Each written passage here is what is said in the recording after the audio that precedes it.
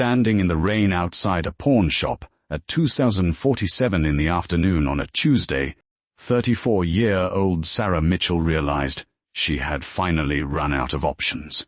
The gold-plated locket her grandmother had given her on her wedding day, the last piece of jewelry she owned that held any monetary value, had just been appraised at $40. It wasn't enough to cover the overdraft fees at her bank. It wasn't enough to buy groceries for her 6-year-old daughter, Emma, for more than 3 days. It was barely enough to put gas in her 15-year-old Toyota Corolla, which was currently running on fumes and a prayer. She stood there, clutching the crumpled $20 bills the pawnbroker had handed her, feeling the cold November rain soak through her thin denim jacket, and wondered how a life that had once looked so stable had collapsed so completely. 2 years ago, Sarah had been a nurse at Mercy General Hospital, married to a man she thought loved her, living in a modest but comfortable suburban home. Then Emma got sick. Leukemia. The medical bills came in waves, brutal and relentless, even with insurance. Sarah took a leave of absence to care for her daughter full-time during the worst of the chemotherapy. Her husband, Michael, couldn't handle the pressure.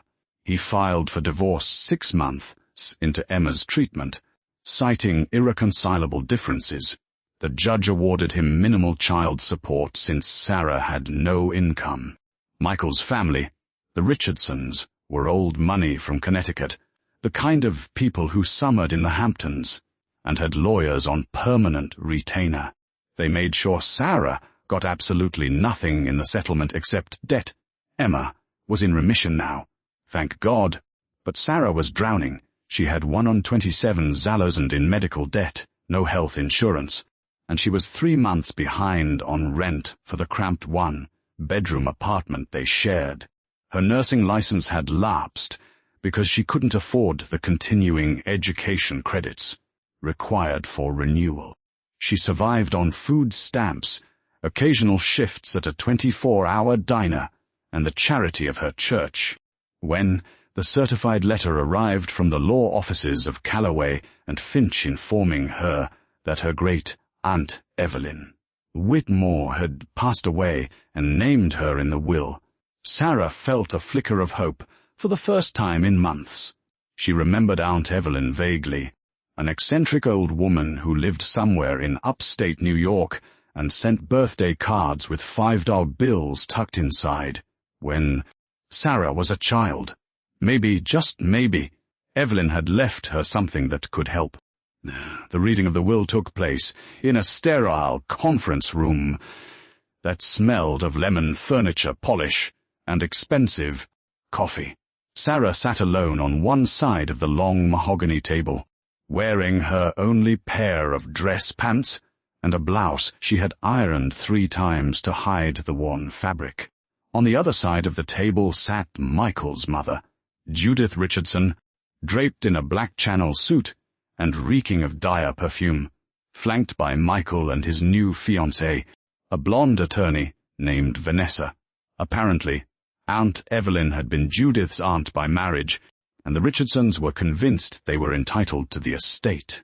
Attorney Gerald Callaway, a silver-haired man in his late 60s with kind eyes, sat at the head of the table, holding a thick leather folder. Callaway cleared his throat and began to read. To my niece by marriage, Judith Richardson, I leave my collection of vintage costume jewelry and my library of first-edition poetry books. Judith exhaled sharply, her mouth pinching into a tight line. Costume jewelry. She looked personally offended. To Michael Richardson, Callaway continued, I leave my 1987 Bic sedan, currently in storage. Michael smirked, clearly unimpressed. And finally, to Sarah Mitchell, I leave the sum of $1 to be paid in cash. Immediately following this reading, the room went completely silent for 3 seconds. Then Judith let out a sharp, cruel laugh that echoed off the glass walls. $1, Judith sneered, turning to look directly at Sarah. Well, that's fitting, isn't it? Even a woman who barely knew you could see you're worthless Michael didn't even try to hide his grin. That should cover bus fare home, Sarah. Vanessa, the fiancée, covered her mouth, pretending to cough to hide her laughter. Sarah's face burned with humiliation. She dug her fingernails into her palms, refusing to cry in front of these people. She had walked into this room with hope, and she was leaving with a $1 bill and the confirmation that even the universe thought she was a joke. Attorney Calloway, however, did not laugh. He reached into his briefcase, pulled out a crisp $1 bill, and slid it across the polished table to Sarah. His expression was unreadable, but there was something in his eyes, something deliberate. As Sarah reached out to take the bill, Calloway also placed a small, cream-colored business card on top of it. "Miss Mitchell," he said quietly, his voice cutting through Judith's lingering laughter. "I will need to speak with you privately tomorrow morning. Please meet me at this address at 9 a.m. sharp. It is a matter of utmost importance regarding your inheritance." Judith stopped mid-laugh, her eyes narrowing. What inheritance? She already got her $1. Calloway did not look at Judith. He kept his eyes locked on Sarah. "Tomorrow, Ms. Mitchell. 9 a.m. Do not be late." Sarah picked up the $1 bill and the business card, her hands trembling. The card was heavy, expensive stock, with an address embossed in gold lettering. It wasn't the law office. It was an address in a town called Ravens Hollow, nearly 2 hours north. She had no idea what it meant, but something in Calloway's steady gaze told her this wasn't over. That night, Sarah sat on the lumpy futon in her apartment, staring at the business card under the dim light of a thrift store lamp. Emma was asleep in the bedroom, her soft breathing the only sound in the quiet space. Sarah had $4 from the pawn shop, a $1 from a dead aunt who apparently thought she was worth exactly that, and an appointment she couldn't afford to drive to.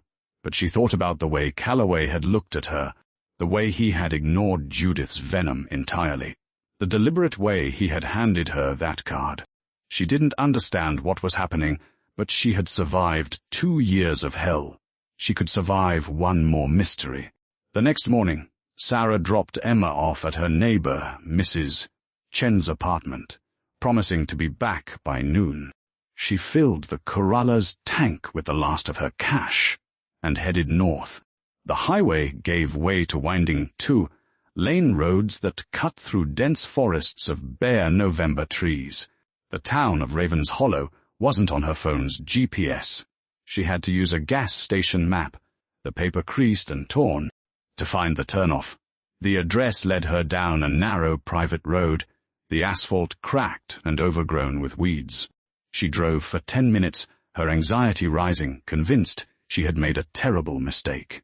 Then the trees opened up, and Sarah slammed on the brakes, her mouth falling open in shock. Sitting at the end of the road, perched on a hill overlooking a grey, mist-covered lake, was an estate, not a house. An estate. The main structure was a sprawling Victorian mansion, 3 stories tall, with a slate roof, wraparound porches, and tall windows that caught the morning light. The paint was faded, the gardens overgrown, but the bones of the place were grand, almost regal. Beside the mansion sat a separate carriage house, and what looked like a restored barn. Attorney Calloway stood on the front steps, a black umbrella in hand, waiting. Sarah killed the engine and stepped out, her legs weak. "This can't be right," she whispered. Calloway walked down to meet her, a slight smile on his weathered face. "Welcome, Ms. Mitchell," he said, his voice warm. "Welcome to Whitmore House, your inheritance." Sarah stared at the sprawling Victorian mansion, her brain refusing to process what her eyes were seeing. "This has to be a mistake," she stammered, taking a step backward. "I got $1. You gave me $1 in front of those people." Calloway nodded, his expression calm. "I did, and that, Ms. Mitchell, was precisely what your great Aunt Evelyn instructed me to do. She was very specific. In the presence of the Richardsons, you were to receive exactly $1. Nothing more, nothing less. She wanted them to laugh. She wanted them to dismiss you entirely. Sarah's hands were shaking. Why? Why would she humiliate me like that? Because, Calloway said gently, stepping aside and gesturing toward the massive front door, Evelyn Whitmore knew exactly who Judith Richardson was.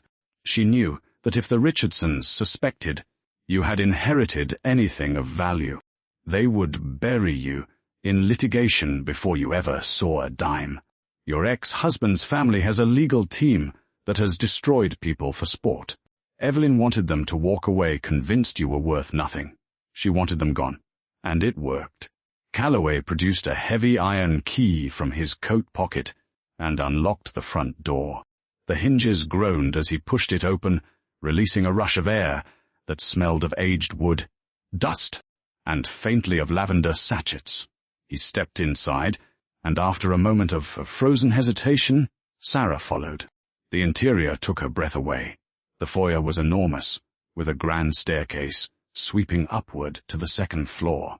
The floors were hardwood, scuffed but intact. A massive crystal chandelier hung from the ceiling, draped in cobwebs but still stunning. To the left was a formal sitting room filled with furniture covered in white sheets. To the right, a library with floor-to-ceiling bookshelves.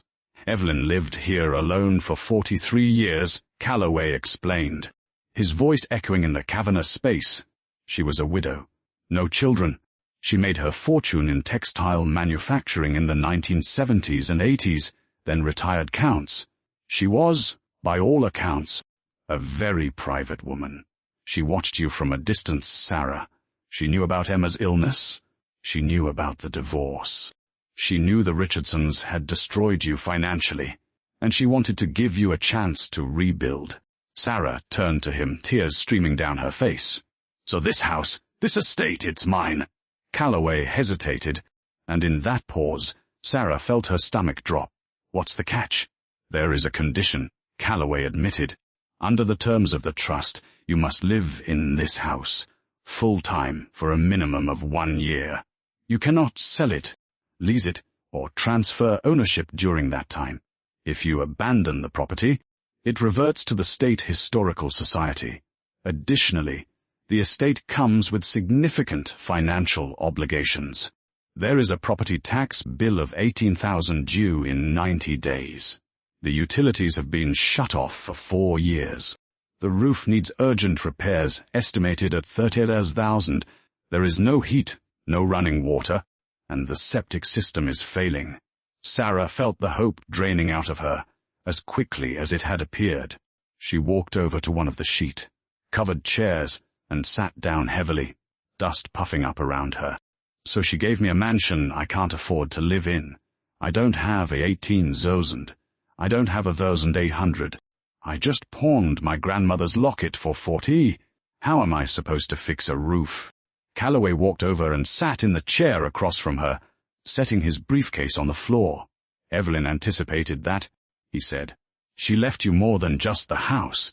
He opened his briefcase and pulled out a thick manila envelope, handing it to Sarah. Inside this envelope is a cashier's check for $50,000 drawn from Evelyn's estate account. It is designated for immediate repairs and living expenses. It should cover the taxes, the roof, and basic restoration of utilities. Sarah pulled the check out with trembling fingers. $50,000. She had never held a check for that amount in her entire life. But even as relief flooded her, her practical nurse's brain kicked in. That will cover the immediate crisis, but what about after?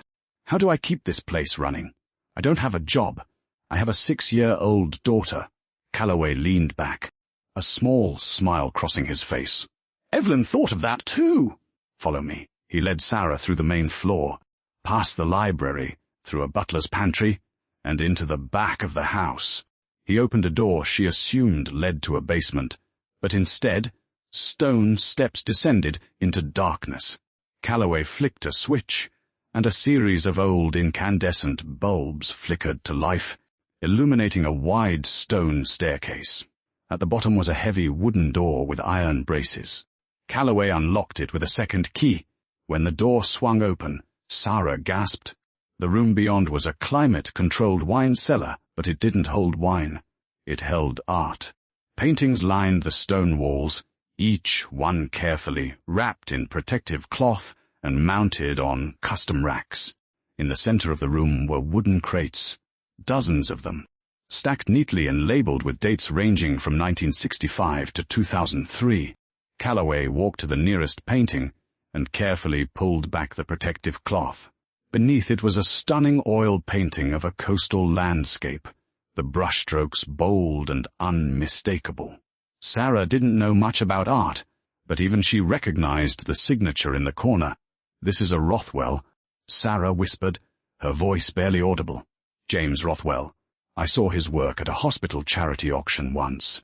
A single painting sold for $120,000. Calloway nodded. Evelyn was a collector. She bought directly from artists before they became famous. She had an eye for talent that the market hadn't recognized yet. Over 4 decades, she amassed one of the finest private collections of contemporary American art on the East Coast. There are 57 paintings in this cellar, Ms. Mitchell. Conservative auction estimates place the total value between 8 and 12 million. Sarah's knees buckled. She grabbed the edge of a wooden crate to keep from falling. "That's not possible," she breathed. Why didn't she sell them? Why live alone in a house falling apart if she had millions in art? Because she didn't need the money, Calloway said simply. She lived modestly by choice. And she wanted this collection to go to someone who would appreciate what it meant to build something from nothing. Someone who understood struggle. Someone like you. He handed Sarah a leather portfolio. Inside are the certificates of authenticity, the original purchase receipts, and a letter from Evelyn. She asks only one thing, that you wait 1 full year before selling anything. Live in the house, restore it, let Emma grow up here. Give yourself time to breathe. After the year, you may sell the art, keep it, donate it, whatever you choose. But you must stay. Sarah opened the portfolio with shaking hands and pulled out the letter. The handwriting was elegant, old-fashioned. It began, "Dear Sarah, if you are reading this, you have survived what would have broken most people. I watched you fight for your daughter with a ferocity that reminded me of myself. The Richardsons are vultures, and I will not let them take one more thing from you. This house, this art, this future, it is yours. Build something beautiful, Evelyn." Tears blurred Sarah's vision. She looked around the cellar, at the paintings worth more than she could comprehend, and then up at Calloway. "I don't know what to say." "Say yes," Calloway replied. "Move in, start over." But there was something in his tone, a hesitation. Sarah wiped her eyes. "What else? What aren't you telling me?" Calloway sighed. "Judith Richardson called my office this morning. She's contesting the will. She claims Evelyn was mentally incompetent when she drafted it. She's hired a litigation firm to freeze the estate. The hearing is in 6 days. Sarah felt the familiar cold dread settle into her chest, the same feeling she had experienced when Michael's lawyers served her divorce papers while she sat in a hospital room, holding Emma's hand during a chemotherapy infusion. They're going to take this away from me, aren't they? Just like they took everything else. Calloway shook his head firmly. Not if we're prepared. Evelyn knew Judith would try this. That's why she spent 2 years building an airtight case. Come with me. They climbed back up the stone stairs and walked to the library. Calloway pulled back one of the white sheets, covering a massive oak desk. He unlocked the bottom drawer with yet another key and pulled out a fireproof document box. Inside were medical records, cognitive assessments, and notarized statements.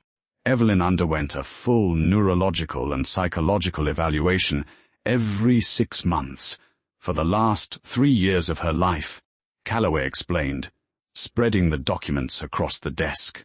She was examined by 4 independent physicians, including a neurologist from Columbia Presbyterian. Every single report confirms she was of completely sound mind. She also had me videotape the signing of her will.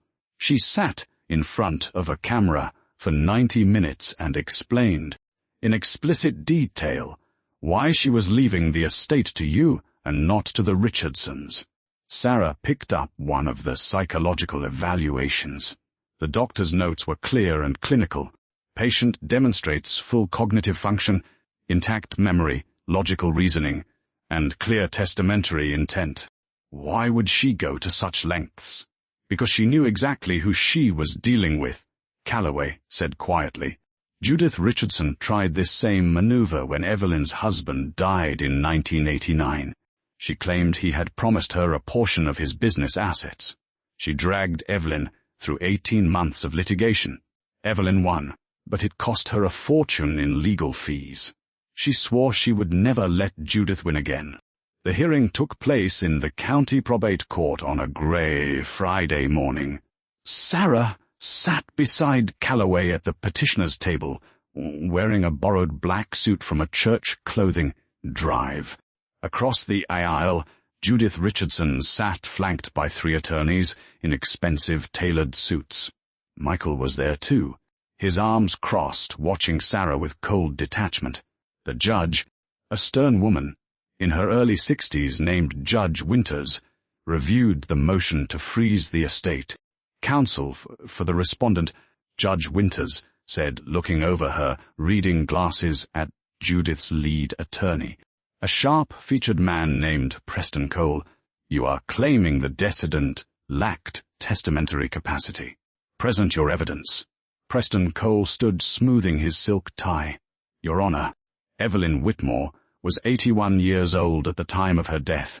She lived alone in a deteriorating mansion with no regular contact with family or medical professionals.